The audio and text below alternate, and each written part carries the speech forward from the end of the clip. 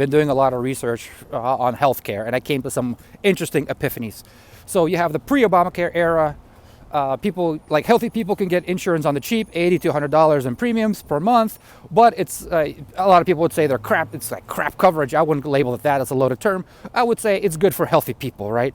$80 premium, but you can be denied coverage if you have pre-existing condition, or your coverage is capped at like $200,000, right? So really bad for chronically ill people.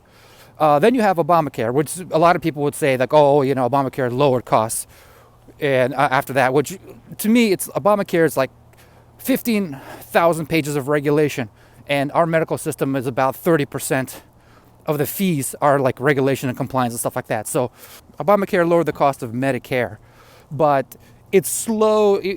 After the passage of Obamacare, the health cost started to slow, but then just because we got into a recession. So Obamacare did not really address anything with costs. It just shifted the cost burden. It just put a bunch of really chronically sick and ill people in the pool, and insurance could not deny them, and insurance could not charge them a lot more money just based on age. So premiums rose from $150 to $600 to $700, that type of thing. But now more people are covered, and chronically ill people have health care. Okay, that's one thing, but it's interesting. So what about... how is that different from other developed countries?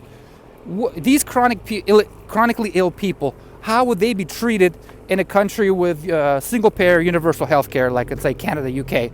Well, that's interesting. I asked ChatGPT, and here we go. United States would rank like 7.5, and the universal health care would rank lower, like 6. Why? Because in the United States, you would get the latest, best treatment.